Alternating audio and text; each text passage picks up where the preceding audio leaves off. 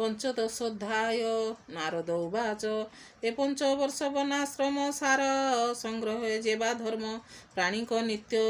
ନିସ୍ତାର କାରଣ ମୁଖ୍ୟ ଲକ୍ଷଣେ ଯେବା ମଣେ ବର୍ଣ୍ଣିତ ନିଗମ ବଚନେ ଶୁଣ ରାଜନ ସାବଧାନେ ବ୍ରାହ୍ମଣ ଯେବା କର୍ମ ନିଷ୍ଠା ତପସ୍ୱୀ ଜ୍ୟୋତିନ୍ଦ୍ର ପ୍ରତିଷ୍ଠା ବେଦାଧ୍ୟନ କାଳ ସିଦ୍ଧି କେବା ନିସ୍ତରେ ଯୋଗ ସାଧି ଗୃହସ୍ଥ ପିତୃଶ୍ରାଦ୍ଧ କାଳେ ଜ୍ଞାନୀ ପୁରୁଷ ଯେବା ମିଳେ ତାହାଙ୍କୁ କବ୍ୟ ଦାନ କଲେ ଅନେକ ହୁଏ ପୁଣ୍ୟ ଜ୍ଞାନ ଅଭ୍ୟାସ ଯେବା କର୍ମେ ସେ ପ୍ରାଣୀ ରହେ ନିଜ ଧର୍ମେ ତାହାଙ୍କୁ ଯଥା ଭାବ ଦେଇ ତେବେ ଉଚିତ ଫଳ ପାଇ ଶ୍ରାଦ୍ଧେ ଦେବତା ଅର୍ଥେ 2 ସେ ଭାବେ ବିଶ୍ୱ ଦେବା ହୋଇ 3ଟି ପିତୃସ୍ଥାନେ ବରି ଅଭାବେ ଏକ କରି ଉତ୍ତମ ଦ୍ରବ୍ୟ ଭୁଞ୍ଜାଇବ ଶ୍ରାଦ୍ଧେ ବିସ୍ତାର ନ କରିବ ଯେ ଦ୍ରବ୍ୟ ଦେଶ କାଳୋଚିତ ମିଳିବ ଶାସ୍ତ୍ର ଅନୁମତ ମୁନିଙ୍କୁ ବରି ବେଦ ମତେ ବୁଝିବ ମନ ଶାନ୍ତି ପୁତେ ପ୍ରାଣୀ ତରିବ ବିଷ୍ଣୁ ଭାବେ ନିରାମିଷାଦି ଦ୍ରବ୍ୟ ଯେତେ ଶ୍ରାଦ୍ଧ ଯୁଗତେ ପାତ୍ର ଦେଇ ଯେ ଶ୍ରାଦ୍ଧ କାମଧେନୁ ହୋଇ ଭୁଞ୍ଜଇ ଅକ୍ଷୟ କଲ୍ୟାଣ ଏ ବାକ୍ୟ ନିଗମ ପ୍ରମାଣ ବେଦ ବ୍ରାହ୍ମଣ ପିତୃ ମତେ ଆତ୍ମା ଜନ ଯେତେ ଏହାଙ୍କୁ ବିଷ୍ଣୁ ରୂପ ମଣି ସନ୍ତୋଷେ ଦେବପନ ପାଣି ଜାତିତ ଧର୍ମ ଉପଦେଶେ ଶ୍ରାଦ୍ଧ ସେ ନ କରି ଆମିଷେ ସେ ଯେ ଧର୍ମ ବଳେ ନିରାମିଷ ତାହା ନ ଲଭି ପଶୁ ହିଂସେ ସ୍ୱଧର୍ମ ଇଚ୍ଛା ଯାର ଥିବ କେବେ ପଶୁ ନ ହିଂସିବ ମନ କର୍ତ୍ତବ୍ୟ ଏ ବଚନ ନ କରି ପଶୁକୁ ହିଂସନେ ଯଜ୍ଞର ଫଳ ଯେ ଜାଣନ୍ତି ନିଶ୍ଚଳେ କର୍ମ ଆଚରନ୍ତି ଆତ୍ମା ସଙ୍ଗମେ ଅଗ୍ନି ଜାଳି ଇନ୍ଦ୍ରିୟ ଅର୍ଥେ ଘୃତ ଢାଳି ଏ ଜ୍ଞାନ ଯଜ୍ଞ ଦୃଢ଼ କରି ବିଷ୍ଣୁ ମାୟାରୁ ଜାନ୍ତି ତରି ଯେ ଦ୍ରବ୍ୟମୟ ଯଜ୍ଞ କରେ ତାହାଙ୍କୁ ଦେଖି ସାଧୁ ଡରେ ଏହାଙ୍କ ଦେହ ଜ୍ଞାନ ନାହିଁ ଆମ୍ଭ ଜୀବନ ରଖେ କାହିଁ ଏ ଘେନି ଦୟା ଯାର ଚିତ୍ତେ ଯଜ୍ଞ କରିବ ଅନୁମତେ ଯେ ଧର୍ମ ପର ଧର୍ମ ବଳେ ଅଭ୍ୟାସ ଉପଦେଶ ଛଳେ ଅଧର୍ମ ପଞ୍ଚ ଶିକ୍ଷା ଏଇ ଅଧର୍ମଜ୍ଞ ହୋଇ ନ କରଇ ଯେ ଧର୍ମେ ସ୍ୱଧର୍ମର ବାଧା ଯେ ଧର୍ମେ ନ କରିବ ଶ୍ରଦ୍ଧା ଯେ ଧର୍ମ ପର ବାକ୍ୟ କରି ଯେ ଧର୍ମେ କେବେ ନ ଡରି ପାଷାଣ୍ଡ ଧର୍ମ ଉପଦେଶ ଦମ୍ଭ ବଚନ ଆଦି କର୍ମ ସ୍ୱଧର୍ମେ ଆତ୍ମଶାନ୍ତି କରି ଯେ ତାହା ନିରତେ ସୁମରି ନିଷ୍କାମ ପ୍ରାଣୀ ଯେବେ ହୋଇ ଧର୍ମାର୍ଥେ ଜୀବନ ବଞ୍ଚଇ ଚେଷ୍ଟା ନ କରେ ବହୁ ଧନ ସନ୍ତୋଷେ ଅଳ୍ପ ଭୋଜନ ସହଇ ଅଜଗର ଯେନେ ଆହାର ନ ବାଞ୍ଛଇ ମନେ ସନ୍ତୋଷେ ଆତ୍ମାରାମ ସ୍ମରେ ଅନ୍ତେ ପଶିବ ସୁଖ ଘରେ ଯେ ଧନ ଲୋଭେ ଅସନ୍ତୋଷ ଭବେ ଭ୍ରମଇ ସର୍ବଦିଶ ତହିଁରେ କଷ୍ଟ ସାର ହୁଏ ସର୍ବସନ୍ତୋଷ ସୁଖମୟେ ଚର୍ମ ପାଦୁକା ଚାଚରଣେ ଯେ ସେବେ କଣ୍ଟକ ବାସାଣେ ଭ୍ରମି ନ ଲଭେ କିଛି ଦୁଃଖ ରାତ୍ର ଦିବସେ ଲଭେ ସୁଖ ଯେ ଜନ ସର୍ବଦିଗ ଜିଣି ସନ୍ତୋଷେ ଭୁଞ୍ଜଇ ଧରଣୀ ସେ ପ୍ରାଣୀ ଇହ ପରଲୋକେ ସନ୍ତୋଷେ ଫଳ ଭୁଞ୍ଜ ଏକେ ପଣ୍ଡିତ ଜନ ହୋଇ ଯେବେ ନିରତେ ଅସନ୍ତୋଷ ଭାବେ ଅଧଗମନ ତାହାଙ୍କର ଶୁଣ ସୁମନ ନୃପବର କାମକୁ ଜିଣେ ଅସଙ୍କଳ୍ପେ ପ୍ରାଣ ନାଶଇ ଯାର ଦର୍ପେ କାମକୁ କ୍ରୋଧ ତ୍ୟାଗ ଜୟେ ଅର୍ଥକୁ ଅନର୍ଥ ରଖେ ଲୋଭ କ୍ରୋଧ ଯେ ତତ୍ତ୍ୱ ଜ୍ଞାନେ ଶୋକ ମୋହକୁ ବିଷ୍ଣୁ ଧ୍ୟାଏ ମହତ ସେବା ଦମ୍ଭ ନାଶେ ଯେ ଭାବେ କୈବଲ୍ୟ ପ୍ରକାଶେ ଯୋଗ ସାଧନେ ବିଘ୍ନ ହୋଇ ତାହାକୁ ହଉନେ ଖଣ୍ଡଇ ହିଂସାକୁ ଜିଣି କାମ ତ୍ୟାଗ କାମ ଜିଣଇ ଯୋଗ ମାର୍ଗ ପ୍ରାଣୀଙ୍କ ଭୟ ଦୟା ହରେ ତ୍ରିପାପ ସମାଧି ଯୋଗରେ ସଂଯମେ ଦେହୁ ବ୍ୟାଧି ନାଶେ ନିଦ୍ରାକୁ ପ୍ରାଣୀକି ନିଶ୍ୱାସେ ରଜ ତାମସ ସତ୍ୱ ଗୁଣେ ସତ୍ୟକୁ ଉପଶମ ଜିଣେ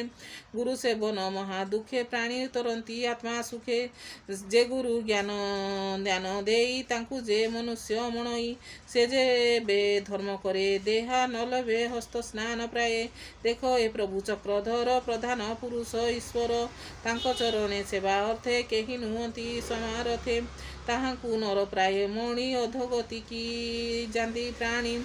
ଏକାନ୍ତ ଧର୍ମ ଯେବେ ପ୍ରାଣୀ ନ କରେ ମାୟା ମୋହ ଜିଣି ଯମ ନିୟମ ସାଧ୍ୟ ଜେଣେ ନିଗମ ବଚନ ପ୍ରମାଣେ ଯେବେ ନ ଭଜେ ନର ହରି ସେ ନର ମଧ୍ୟ ହୁଅନ୍ତି ଭାରି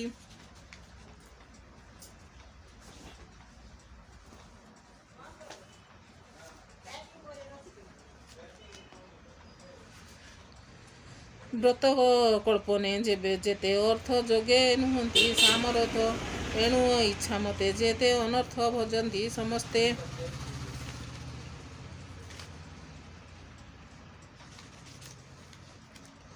ଚିତ୍ତ ପ୍ରସନ୍ନ ଯତ୍ନ ଯାହାର ନିଶଙ୍କେ କରଇ ବିହାର, ନିଗ୍ରହ ମନ ଇନ୍ଦ୍ର ଦୁଃଖ ଯୋଗ ସାଧନା ଅତିରେକ, ଏକାନ୍ତ ଏକ ମତେ ଥାଇ ଅଳପ ଭୋଗେ ତୋଷ ହୋଇ, ଏକାନ୍ତେ ମନ ସୂଚି ଦେଶେ ଆତ୍ମାର ଆସନ ଉଶାସେ, ପବିତ୍ର ସ୍ଥାନେ ସୁଖ ମନେ ଆସନେ ବସନ୍ତି ନିବଗ୍ନେ, ଓଙ୍କାର କରି ଉଚ୍ଚାରଣ ଆକର୍ଷି ଚାପିବ ଚରଣ, ବାମ ଚରଣ ଗୁହ ଦ୍ୱାରେ ଦକ୍ଷିଣ ପାଦ ତା ଉପରେ, ଦେଇ ଟେକିବ ମେରୁଦଣ୍ଡ ଭୁଞ୍ଜେ ଆମଞ୍ଚି ଜାନୁ ଖଣ୍ଡ, ପ୍ରାଣ ଆପାନ କରି ଏକ ସାଧିବ ପୂରକ କୁମ୍ଭକ, ରେଚକ କରି ଆତ୍ମା ସନେ ପ୍ରାଣ ସଙ୍ଗତେ ସ୍ଥାପି ମନେ, ଯାବତ କର୍ମହୀନ ତ୍ୟଜେ ତାବତ ସଂଯମ ନ ଭଜେ, ଏଣୁ ନିଶ୍ଚଳେ ସ୍ଥାପି ମନ କରିବ ନାସାଗ୍ରେ ଧ୍ୟାନ, ଅଗ୍ନିର ବଳେ କାମ ବନ ଜ୍ଞାନ ଇନ୍ଦ୍ରିୟ ବଚନ,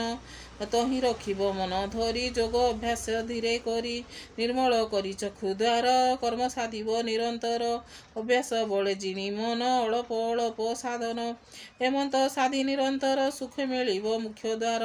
ନିର୍ଧୂମ ଅଗ୍ନିପ୍ରାୟ ହୋଇ ସୂକ୍ଷ୍ମ ସ୍ୱରୂପେ ପ୍ରକାଶ ହୋଇ, ଯେ ଚିତ୍ତ ସର୍ବଚିତ୍ତ ତେଜେ କାମାଦି ରିପୁକୁ ନ ଭଜେ,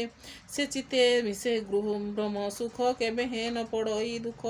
କେବେ ହିଁ ମାୟା ନ କଳ୍ପଇ ଅନ୍ତରେ ରହେ ସୂକ୍ଷ୍ମ ହୋଇ, ସେ ପ୍ରାଣୀ ଦ୍ୱନ୍ଦ୍ୱ ତେଜେ ପ୍ରତିଜ୍ଞା ଗତି ବଳେ ଭଜେ, ପୁଣି ମିଳଇ ଗୃହେ ଯାଇ ସେବଇ ଭୋଗ ଫଳ ପାଇ, ଏ ଦେହେ ସୁଖ ଯେ ଲୋଡ଼ନ୍ତି ଅଜର ଆମର ପ୍ରାୟ ଚିନ୍ତି, ଜୀବନ ଅନ୍ତେ ଶରୀର ଭସ୍ମ ପୂରିତ ଧୂଳି ସାର,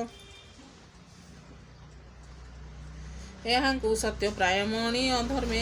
ପଶନ୍ତି ଯେ ପ୍ରାଣୀ, ତାହାଙ୍କୁ ବୋଲି ମୂଢ଼ଗଣ ନିଶ୍ଚଳ ତାଙ୍କର ଜୀବନ, ଗୃହସ୍ଥ ଗୃହ କର୍ମ ଛାଡ଼ି ଅନ୍ୟ ଆଶ୍ରମେ ଲୋଭ ବଢ଼ି, ବ୍ରତକୁ ତେଜେ ବ୍ରହ୍ମଚାରୀ ତପସ୍ୱୀ ଗ୍ରାମ ସେବା କରି, ସନ୍ନ୍ୟାସୀ ଇନ୍ଦ୍ର ଲୋଭେ ରସେ ଗ୍ରାମ ଗହନ ଯେବେ ପଶେ, ଆଶ୍ରମ ଭ୍ରଷ୍ଟ ଯେତେ ପ୍ରାଣୀ ଏହାଙ୍କୁ ଆଶ୍ରମେ ନ ଗଣି, ଯେ ଧର୍ମ ବିଡ଼ମ୍ବନ କର୍ମ ବିଷ୍ଣୁ ମାୟାରେ ହୁଅନ୍ତି ଭ୍ରମ, ବୁଲନ୍ତି ମାୟା ରୂପ ଧରି ତାହାଙ୍କୁ ସମ୍ଭାସ ନ କରି, ପରମ ଜ୍ଞାନ ପଥେ ଚିନ୍ତି ସେ ଆତ୍ମା ଗତି ନ ଜାଣନ୍ତି, ସେ କି କାରଣେ ଦେହ ଧରେ ନର ସଂସାର ବ୍ୟବହାରେ, ଏବେ ହୋ ଶୁଣ ଯୁଧିଷ୍ଠିର ଏ ନର ଶରୀର ବ୍ୟବହାର, ଦେହ ବହିଲା ଯେବା ଅର୍ଥେ କେବେ ନ ଭଜନ୍ତି ଚିତେ, ବିଧାତା ଭିଆନ ନିର୍ମାଣ ଏହା ନ ଜାଣେ ମୂର୍ଖ ଜନ, ଦେହକୁ ରଥ ପ୍ରାୟ ଗଢ଼ି ରଥ 10 ତୁରଙ୍ଗ ଅଗ୍ରେ ଯୋଡ଼ି, 10 ଇନ୍ଦ୍ରିୟ 10 ବାଜି ତା ସଙ୍ଗେ ମନ ଦେଇ ଖଞ୍ଜି, ଶବଦ ରସ ରୂପେ ଗନ୍ଧେ ସ୍ୱରସ ଚଳେ ଅନୁବନ୍ଧେ, ସାରଥି ପଣେ ବୁଦ୍ଧି ରହେ ପଞ୍ଚ ମାର୍ଗ ରଥ ବାହେ, ଏ ନର ଦେହ ବଳେ ସତ୍ୟ ଛନ୍ଦ ବନ୍ଧନ ଈଶତନ୍ତ୍ର, ପ୍ରାଣୀ ବହନ୍ତି ଏ ଶରୀରେ ପଞ୍ଚ ବାହ୍ୟ ଅଭ୍ୟନ୍ତରେ, ସେ ପ୍ରାଣୀ ଅଜ ରୂପ ଧରି ବାହାରେ ଭିତରେ ସଞ୍ଚରି, ଅଧର୍ମ ଧର୍ମ ଚକ୍ର ଦୁଇ ମାନବ ଅହଙ୍କାର ବହି, ରଥେ ବସାଇ ରଥି ରୂପ କର୍ମଭୂଷିତ ବଳ ଦର୍ପେ, ପ୍ରବଣ ହସ୍ତେ ଧନୁ ତାର ଆକାର ଉକାର ମକାର, ଜୀବକୁ ତାର ରୂପ କରି ପ୍ରବଣ ହସ୍ତେ ଧନୁ ଧରି, ପରମ ଆତ୍ମା କରି ଲକ୍ଷ୍ୟ ନାରାଚ ବିନ୍ଧଇ ପ୍ରତ୍ୟକ୍ଷ, ସମ୍ମୁଖେ ଯେତେ ରିପୁ ଥିବେ ଯୁଦ୍ଧ ସକଳ ନାଶ ଯିବେ, ଶୁଣ ରାଜନ ଶୁଦ୍ଧ ଚିତେ ସମ୍ମୁଖେ ରିପୁଛନ୍ତି ଯେତେ,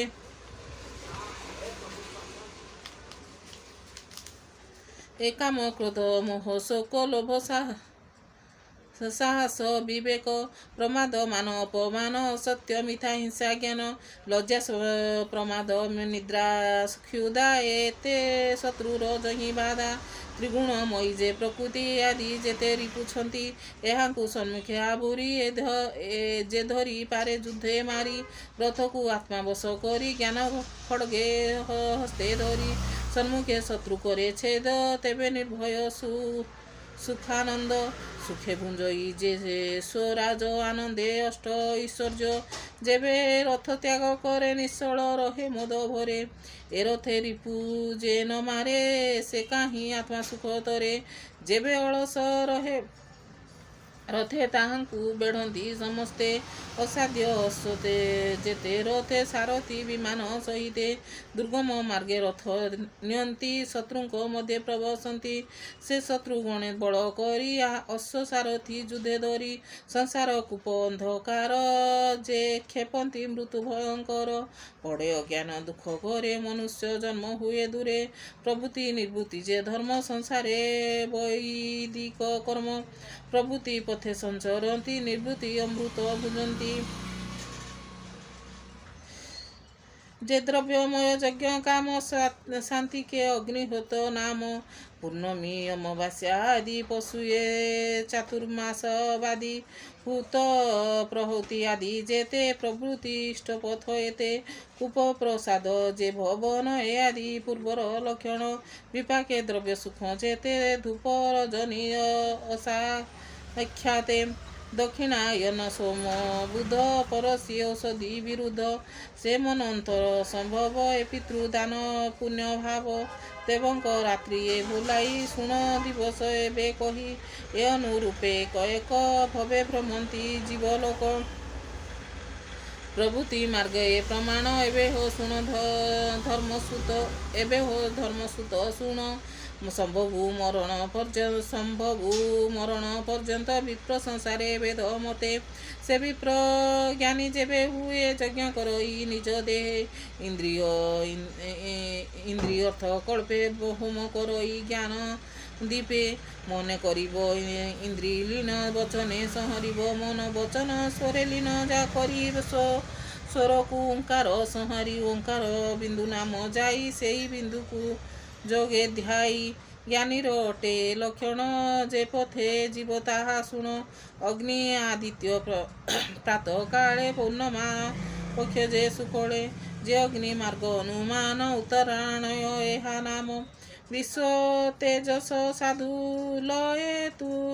ତୁରୀୟ ଦୀପ୍ତ ଆତ୍ମାମୟେ ଏବେଦ ପଥ ମନେ ଚିନ୍ତି ଏ ମାର୍ଗେ ଭୋଗନ କରନ୍ତି ଯେ ଆତ୍ମା ଉପସନ୍ତ ଜନେ ନିତ୍ୟ ରହନ୍ତି ଆତ୍ମା ଧ୍ୟାନେ ସେ ନ ଡରନ୍ତି ନର ଲୋକେ ନିଶ୍ଚିନ୍ତେ ଥାନ୍ତି ଆତ୍ମା ସୁଖେ ଏ ପିତୃଦେବ ଜାନ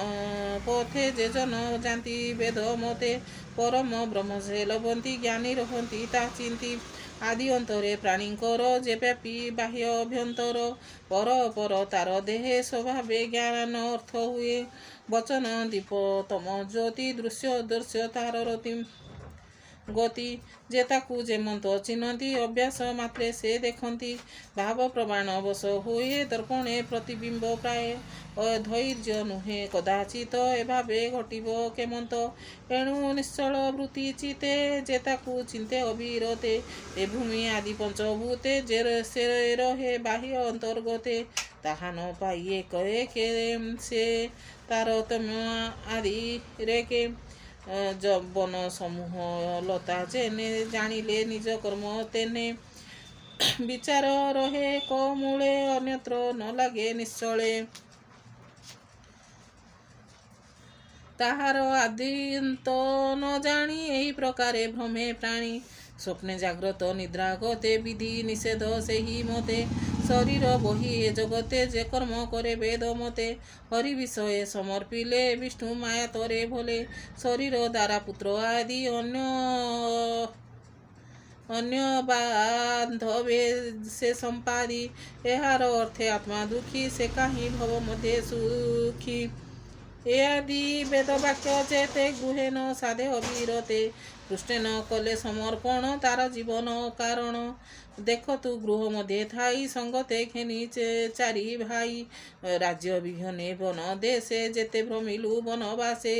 ଯାର ଚରଣେ ଆଶ୍ରା କରି ଘୋର ସଙ୍କଟୁ ନିସ୍ତରୀ ଏବେ ତୋହର ଦେଖ ଭାଗ୍ୟ କଲୁ ରାଜୁଷୀ ମହାଯଜ୍ଞ ଲଭିଲୁ ପରମ କାରଣ ତୋତେ ସୁଲଭ ନାରାୟଣ ମୁଇଁ ଯେ ପୂର୍ବ ଦେହ ବହି କୁଷ୍ଠ ମାୟାରେ ଭ୍ରମ ହୋଇ ପୂର୍ବକଳ୍ପଇ ନାମ ଗୁଣ ଗନ୍ଧର୍ବ ଉପବହରଣ ସେ କଳ୍ପନ୍ତେ ଦେହ ବହି ଗନ୍ଧର୍ବ ଗଣ ମଧ୍ୟ ଥାଇ ସ୍ୱଭାବେ ରୂପ ଗୁଣ ମୋର ଅତି ସୁନ୍ଦର ମନୋହର ଗନ୍ଧର୍ବ ନାରାୟଣ ମଧ୍ୟ ଉନ୍ମକ୍ତ ରୂପେ ମୁଁ ଆନନ୍ଦେ ଯୁବତୀ ଗଣ ପ୍ରିୟ ତମେ ହେମନ୍ତ ଗଲା କେତେ ଦିନେ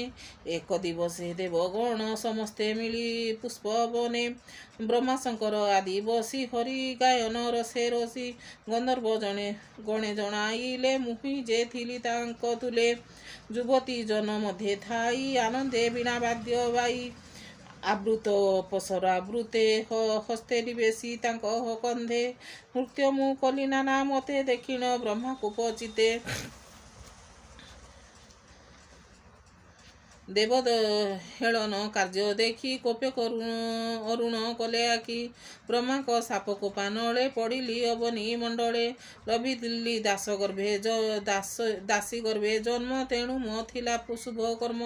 ତେଣୁ ମୁଁ ସେହି ବିପ୍ରପାଦେ ତରିଲି ଦୁର୍ଗମ ପ୍ରମାଦ ବିପ୍ରଚରଣ ସେବା ଫଳେ ପୁଣି ଜନ୍ମିଲ ବିପ୍ରକୂଳେ ତୋର ଗ୍ରତେ ଗୃହୀ ଧର୍ମ କହିଲି ଯଥାବିଧି କର୍ମ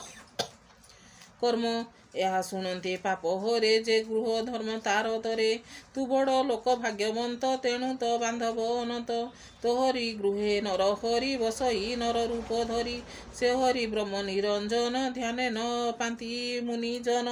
କେବଳ ସୁଖ ଅନୁଭୂତି ପରମ ସୁଖେ ତାର ସ୍ଥିତି ତୋହର ପ୍ରିୟ ଭଗବାନ ସ୍ୱଭାବେ ମାତୁଳ ନନ୍ଦନ ଜଗତ ଆତ୍ମା ମହାଗୁରୁ କେବା ମହିମା କୋ ବନି ପାରୁ ବ୍ରହ୍ମା ଶଙ୍କର ଆଦି ଯେତେ ତାର ମହିମା ନ ଜାଣିବେ ମୌନ ବ୍ରତ ତପ ଆଦି ନିଶ୍ଚଳ ଧାରଣା ସମାଧି ନିର୍ମଳ ଭକ୍ତି ହୁଏ ଯେବେ ନିର୍ବାଣ ମୁକ୍ତି ତାର ଭାବେ ସ୍ୱାତିକ ଜନଙ୍କର ଗତି ସେ ହରି ହେଉ ଆମ୍ବ ପ୍ରୀତି ଶ୍ରୀ ଶୁକବାଚ ହେମନ୍ତ ବେଦ ଋଷି ବାକ୍ୟ ପଞ୍ଚ ପାଣ୍ଡବ ଏକେ ଏକେ କୃଷ୍ଣ ଚରଣେ ପୂଜା କଲେ ନାରଦ ପାଦେ ପ୍ରଣମିଲେ ନାରଦ ଉଠି ତତକ୍ଷଣ ନମିଲେ କୃଷ୍ଣର ଚରଣ ସେ କୃଷ୍ଣ ହରି ଅନୁମା ମାନେ ମୁନି ହୋଇଲେ ଅନ୍ତର୍ଧ୍ୟାନ ହେମନ୍ତ ଦକ୍ଷ କନ୍ୟା ଗର୍ଭେ ଯେତେ ଉପୁଜିଲେ ଦାନବେ ଦେବ ଦାନବ ଆଦି ଯେତେ ସର୍ବେ କହିଲୁ ତ ଗ୍ରତେ ନୃସିଂହ ଚରିତ ଅମୃତ ଶୁଣନ୍ତେ ନାଶଇ ଦୁରିତ ସପ୍ତମ ସ୍କନ୍ଧେ ଯାହା କହି ଶୁଣନ୍ତେ ପାପ ଭୟ ନାହିଁ ଏଦାସ ଜଗନ୍ନାଥ ବାଣୀ ଶୁଣି ସଂସାରୁ ତର ପ୍ରାଣୀ ଇତି ଶ୍ରୀମଦ୍ ଭାଗବତେ ମହାପୁରାଣେ ପରମହଂସ ସଂହିତାଏ 82 ସପ୍ତମ ସ୍କନ୍ଧେ ନାରଦ ଯୁଧିଷ୍ଠିର ସମ୍ବାଦେ ବର୍ଣ୍ଣାଶ୍ରମ ଧର୍ମକଥନେ ନାମ 15 ଅଧ୍ୟାୟ ଭୀମସ୍ୟାପି ରଣଭଙ୍ଗେ ଭଙ୍ଗ ମୁନେରପି ମତି ଭ୍ରମ ଯଦି ଶୁଦ୍ଧ ମଶୁଦ୍ଧ ବା ମମ ଦୋଷ ନ ବିଦ୍ୟତି ସପ୍ତମ ସ୍କନ୍ଧ ସମାପ୍ତ।